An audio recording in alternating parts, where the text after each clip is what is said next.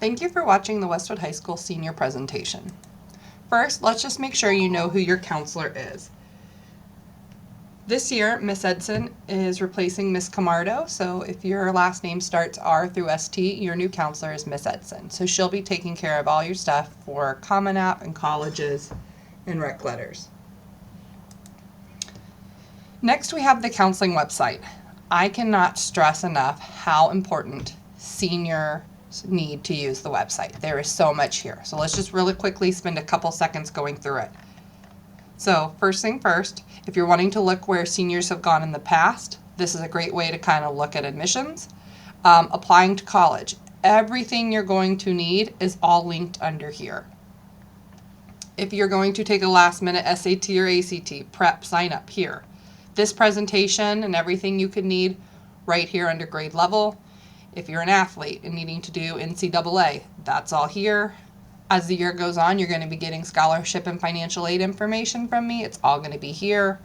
If you're still not sure what you want to study in college, career assessment, career exploration, all that is free, listed here for you. So I cannot stress enough how important going to the senior website, the counseling website, is for you.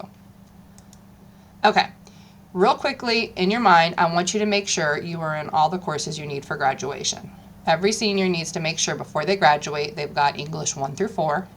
They need to have 4 years of math. You might have more than that, that's fine. If you have extra math credits, they're going to go down here into your elective totals. So if you started in middle school with Algebra 1 and you're in calculus now, that calculus credit is down here counting in towards your elective total. You have to have 4 sciences, your 4 social studies, 2 years of the same language, a fine art, a PE, and again 7 credits. So those are going to be your graduation requirements.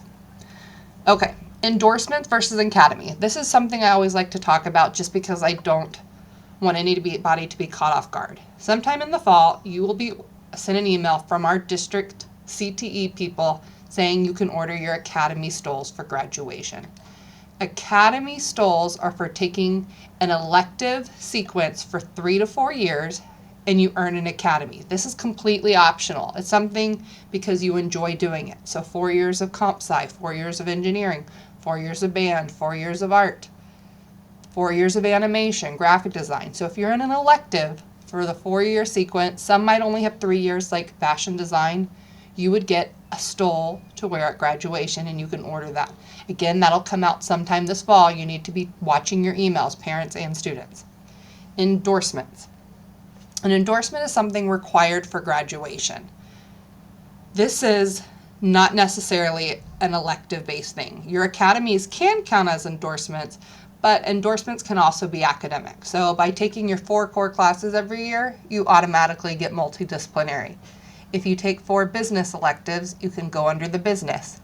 Public service, 4 years of ROTC, that could count here. STEM, 5 math, 5 science, or engineering, or computer science, all that can count under STEM.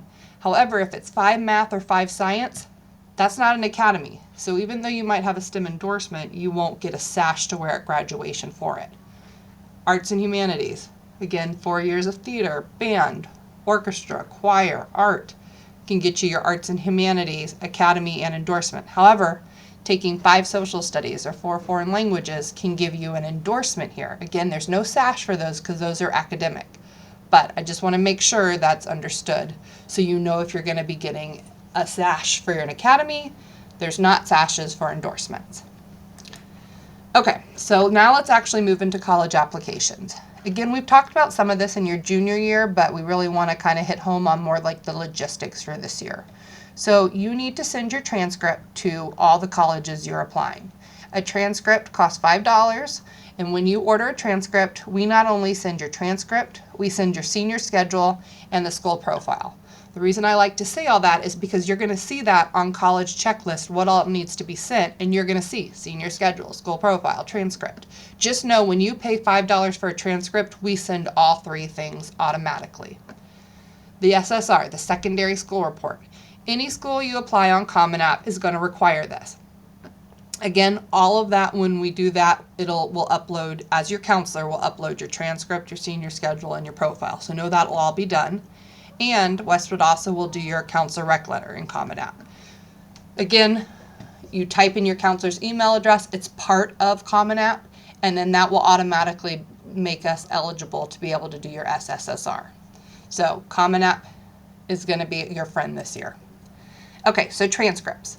When it's time to actually do your transcripts, you're going to click on this link. It's also located on the front of the Westwood website. It's $5 per school. So a couple things I want to cover.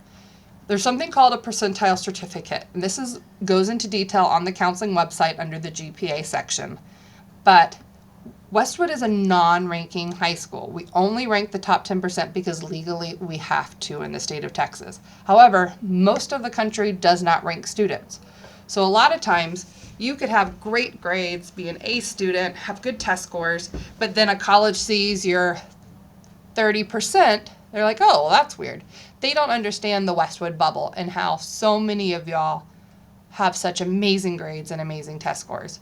All the way through the top 50% is straight A's here at Westwood. That's not normal for colleges, for high schools and for colleges to view.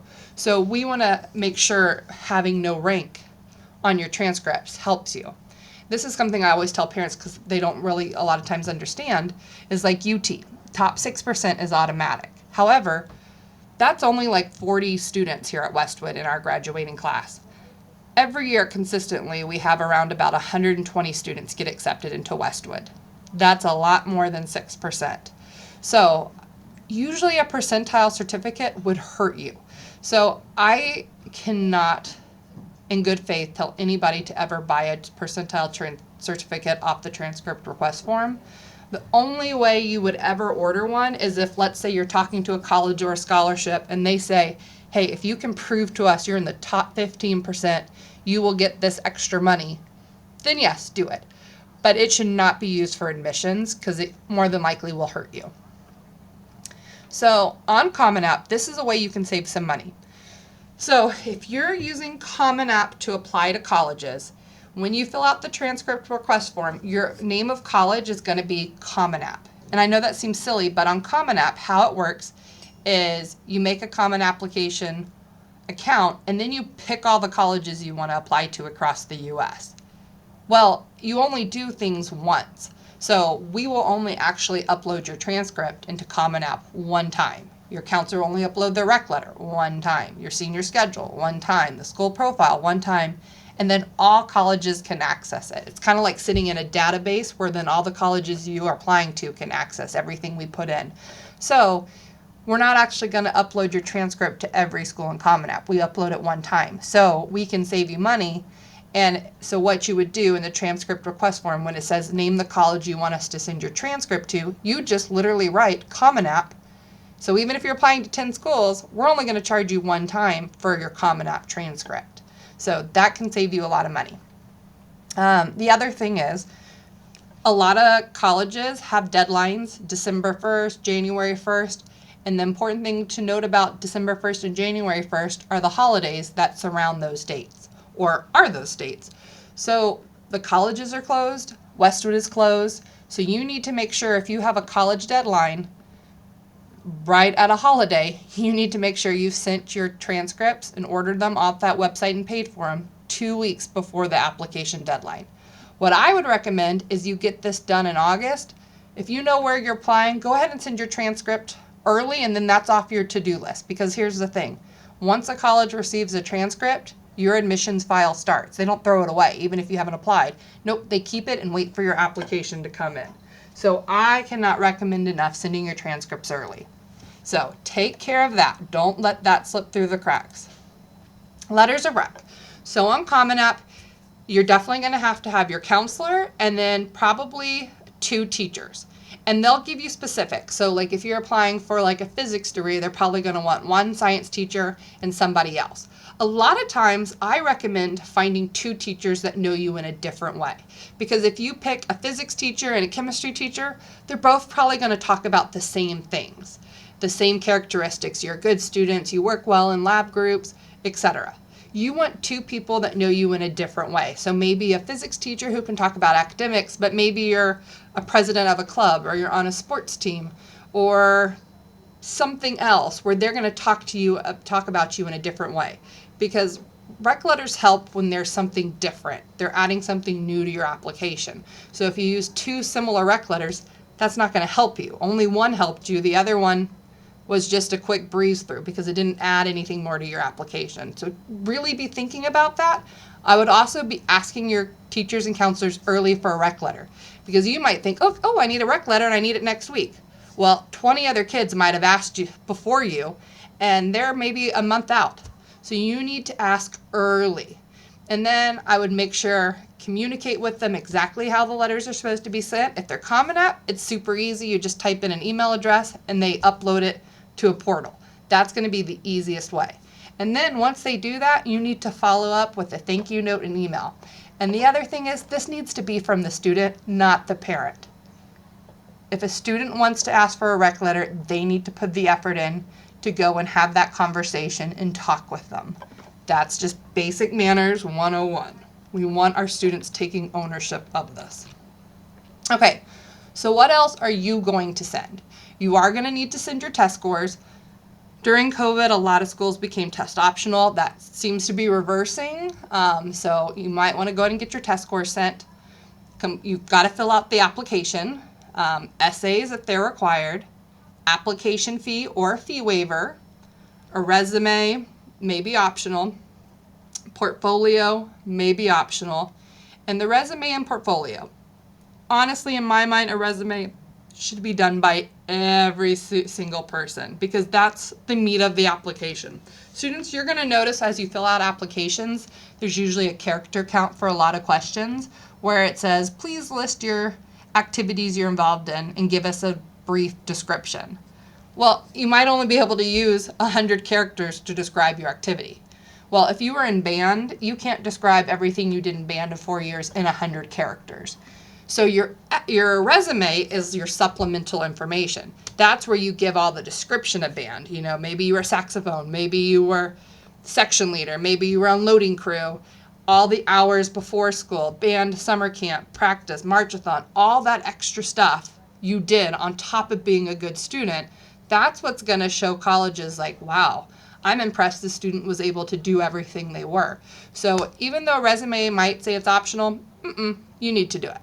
Same thing for a portfolio. The only people who are going to need portfolios are probably people going into something art related, whether graphic design, orchestra, music, art, dance, and or film. You're going to have to upload each college. And again, each college might want it in a different format. Maybe one school wants a 2-minute video, maybe one wants it in a 3-minute, maybe a college wants it on YouTube, another college wants it uploaded into a Dropbox. You have to do exactly what that college asks, even if it seems annoying, like, oh, I'm having to do it different for 10 different colleges. Because here's the thing, if you don't do it exactly how the college wants, there's a good chance you're going to be an automatic no. And then the last thing I say is keep a copy of everything you send, because a short answer here, a small essay question here, this is the one time it's okay to plagiarize yourself. So keep reusing everything you create and write, because 10 minutes here and 10 minutes there really adds up. Test scores. So we cannot send your test scores for you. I think a lot of times students are confused because we know what your scores are as a school, but we can't actually send them. You actually have to go to the ACT website or the collegeboard.org website and send your scores. If you qualify for free or reduced lunch, all you need to do is come see Ms. Browning, me, up in the front, and I can give you fee waivers to send your scores for free to your colleges. Same thing when you're applying to colleges. There's going to be a fee for every college you apply to. If you qualify for free or reduced lunch, and I don't care if you ever eat lunch at Westwood, it doesn't matter. If you qualify for it, I can give you fee waivers to pay for your college applications. Okay, Apply Texas. It's www.goapplytexas.org. All the Texas public colleges are on here. Some of the private ones are on here. However, I would recommend using Common App to apply for all your colleges. And the reason why, everything is virtually built into Common App. So your rec letters, your transcripts, all of that gets put into that portal where we can upload stuff. I love Common App. If you don't use Common App, and let's say you apply to UT Austin and you do Apply Texas, you would have to mail in transcripts, mail in letters of rec. You have to mail in your resume versus you can just upload everything into Common App all in one place. The college gets it faster. There's no chance of it getting lost in the mail. It just makes it so much easier for everybody. And Common App you can use for Texas public schools, Texas private schools, out-of-state schools. You probably will only have to go to Common App to apply to colleges. So I cannot recommend doing this. When you're in Common App, you're going to see there's a section called My Colleges, and this is where all the colleges you're applying to will be listed on the left. When you click on each school, you're going to see there's a section called Recommenders. This is where you're going to type in your school counselor, and if your teacher's there as well, their email addresses. Double check you typed in their email addresses right. If you type them in wrong or with a mistake, they will never know, because as soon as you type in that email address, they automatically get an email. You're also going to see a question and it'll say, do you want to waive your rights when it comes to rec letters? That means you don't get to see your rec letters. Here's the thing. If you don't waive your rights because you're like, oh, I want to see what they write, that's a big red flag to colleges and it usually hurts you in admission. So always click yes. Do not put no. If you put no, go back and change it to yes. Because here's the thing. Even if you put no, you're not going to get to see your rec letters for over a year. You're going to have to do open records requests to get copies of that. You're not going to care 2 years from now. And here's the thing. You get to choose who writes your rec letters. You're picking your teachers. So if you got caught cheating in chemistry as your sophomore year, don't pick your chemistry teacher. You're picking people who you have good relationships and who know you well. So you should not be worried at all about what they're writing. Okay, so these are some questions that I get asked as a counselor a lot about. What do I answer this specific question? So when somebody asks on your college applications, what degree plan are you graduating? You will mark foundation program, distinguished level of achievement. When you'll see on the applications, it's going to say how many college credits do you have? This is only talking ACC and on-ramps. AP and IB do not count here because you don't actually have those college credits yet. The college you go to eventually will give you college credit for your test scores, but those do not count here. And the general rule of thumb is 3 hours per class. So if you took government and econ at ACC over the summer, you have 2 classes, 6 hours. If you just took US history at ACC, you have 3 hours. If you did on-ramps, algebra 2, you would have 3 hours. So 3 hours per class, that's the general rule. Okay. Apply Texas. Again, remember, this is why I said use Common App if all possible, because Apply Texas, you have to either mail things in or after you apply, you will get, it usually takes 3 to 5 business days. A college will say, hey, thank you for applying. Here is a portal where you can upload additional documents. Versus Common App, that's all built into the application. Again, I cannot recommend using Common App for your college applications. It'll make your life so much easier and you won't worry that you forgot something. For GPA questions, you're going to use the 5.0 GPA and say it's weighted. So that'll be a question. It'll say what scale is your GPA on and is it weighted? Those are your answers. For rank questions, if you're not in the top percent, you're going to mark we are a non-ranking high school. Again, most high schools in the U.S. do not rank. So that is the very common answer. So don't think that's going to hurt you. Types of admission. So what I like to kind of go through this, just so you know what you're getting. Some colleges will have things very specific to them or things like you've never heard of, but this is kind of the general rule. So regular decision. So through the application process this school year, you'll be getting admission letters and so on. You have until May 1st to decide what college you're going. On May 1st, students, I know you've seen it here at Westwood, we have College Banner Signing Day where you get to sign the banner next to the college you've committed to. And the reason it's on May 1st is that's decision day. So if you get accepted to UT Dallas in November, they're going to hold your admissions all the way until May 1st. So you have till May 1st to let them know, I want to go there or I don't. I'm going to go somewhere else. So regular decision. So a lot of schools, like let's say Texas A&M, do a regular decision. You apply, and then their deadline is December 1st, and then come January, February, they'll let everybody know if you got in or not. Regular decision. Rolling admission means once you apply and get everything in, we're going to let you know probably in a few weeks if you were accepted or not. UT Dallas, Texas State, Texas Tech, UNT, University of Houston, these are all rolling admissions. Pretty much every Texas public school minus UT Austin and A&M are rolling admission. You apply, a few weeks later you'll find out if you were accepted or not. I love rolling admission because you get some early admission decisions, so you get some good schools, maybe as backup schools as you're waiting to hear from other schools. Early action, this is my favorite. So you'll see this on a lot of out-of-state schools and private schools. Early action means, so let's say like Rice, and I'm going to make this data up just to kind of give an example. Rice probably has a regular decision date, like you can apply through December 1st.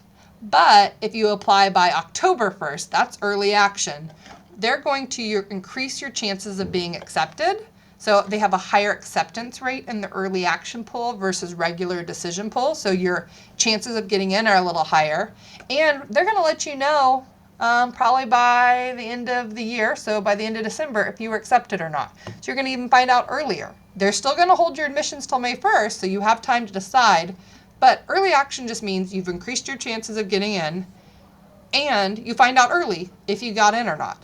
It's all win-win. The only thing is you just have to get all your stuff in and apply early. So it's an awesome option. Early decision, the one at the bottom, this is the one I really would shy people away from doing.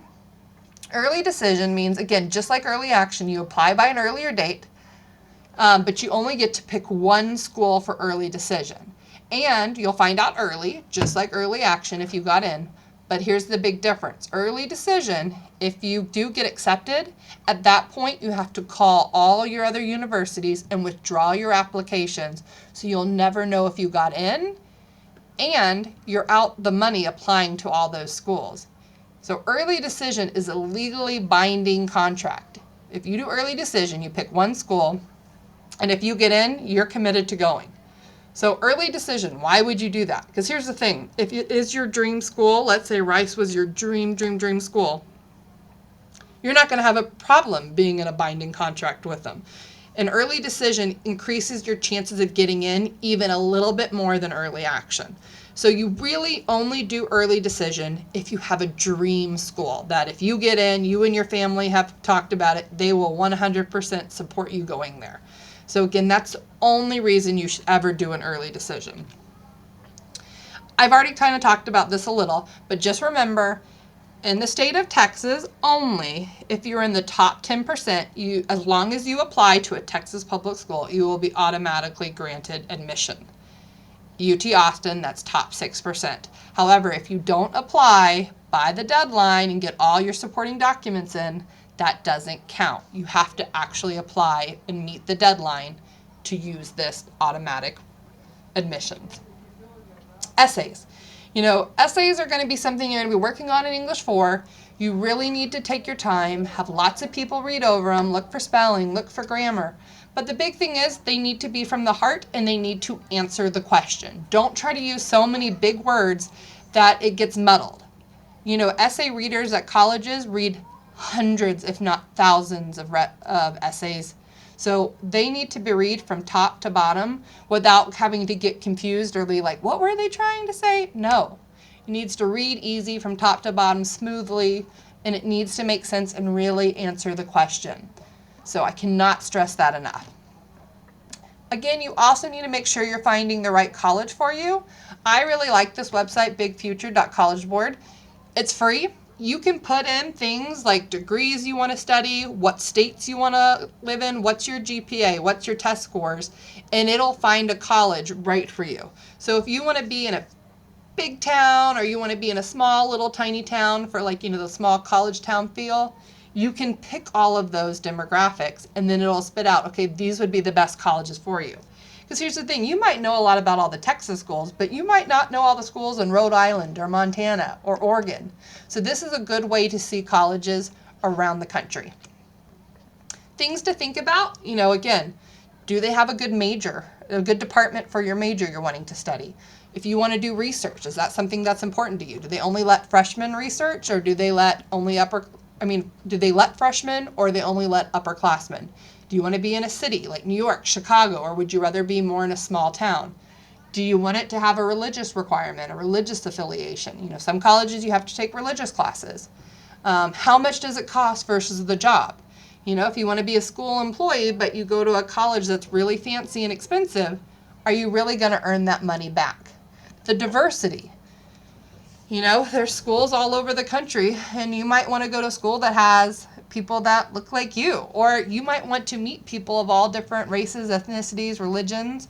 Or I had a student bring up a good point one year. They like a certain type of food, and the town the college was in didn't have any restaurants and that type of food, and that was a big deal to them. So what do you prioritize? Do you want it to be a giant school or a little school?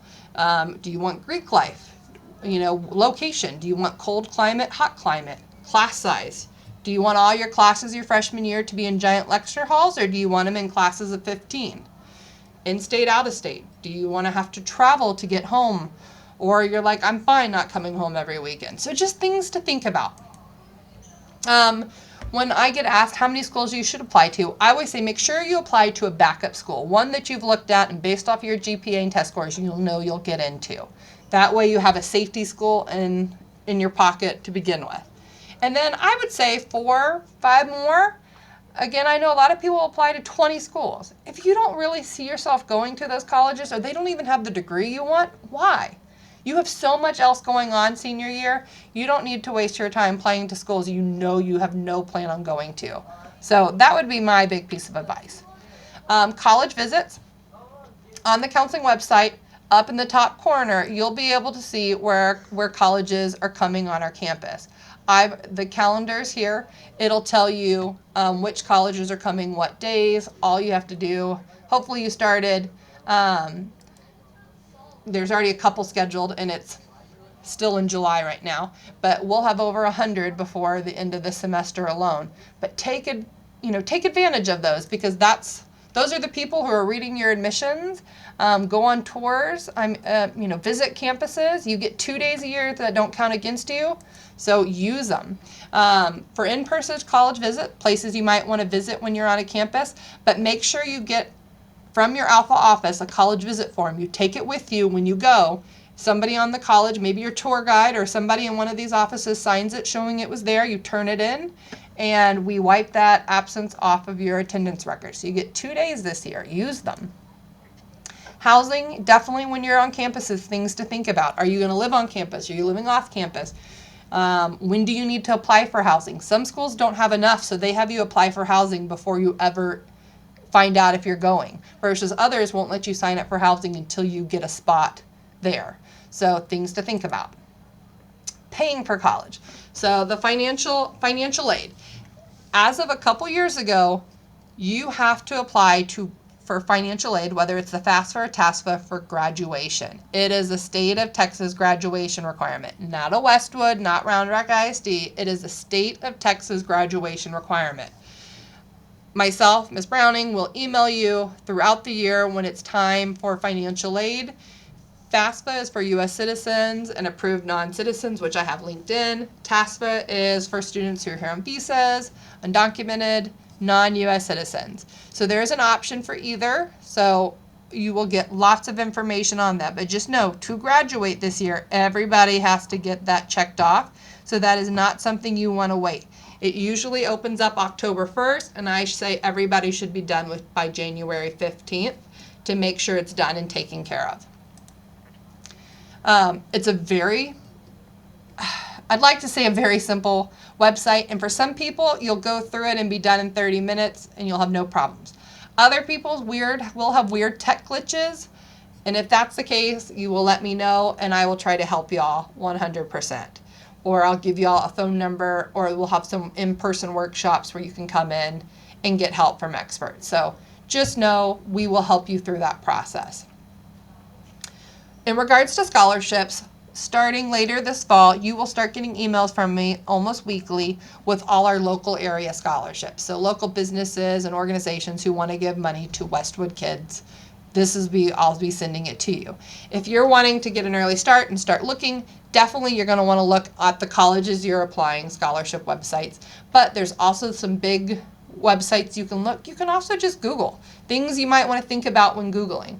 But just know, once scholarship season hits, which is usually more the spring because that's when local businesses and organizations have it on their calendars, you will get a lot of stuff from Ms. Browning to keep you busy, I promise. Just general reminders, don't procrastinate. If you want your best chance of getting into UT Austin or Texas A&M, you have to apply early. I'm talking mid-September at the latest. That will give you your best chance. Stay organized. Here I have the college application checklist. We probably gave it to you at your junior one-on-one. If you want to keep yourself organized in a spreadsheet, making sure you don't forget anything.